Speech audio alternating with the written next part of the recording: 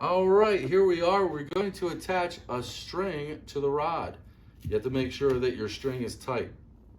So, you want to typically put it on the threaded because going down drywall, you're going to get jammed up. So, you want to make sure your string is on tight. So you want to make it approximately like that. And all you're going to do is loop it. You got a good shot of that? Once you have one knot, that's not going to help. You do a double knot. And again, so you have two nice little knots there. Now what do you do after that? That's pretty much tight, but to make sure that it never goes anywhere. And what I do is I just start in the middle, and you want to make sure you protect the head, because if you got a I-beam or something like that, you're going to get messed up. Now, leave a friend. What does that mean? You want to take the tape all the way down here, snap, and you can just put it down there. Sometimes you can fold it over. I do like to fold it over, me personally.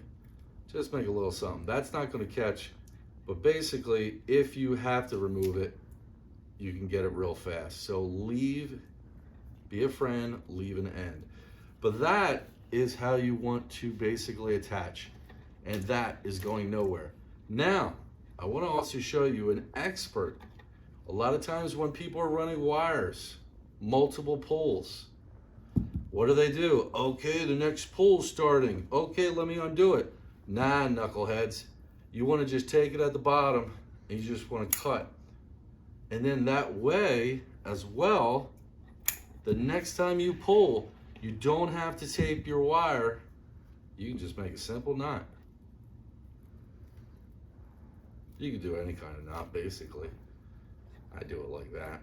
Some people yell at me because that might snag.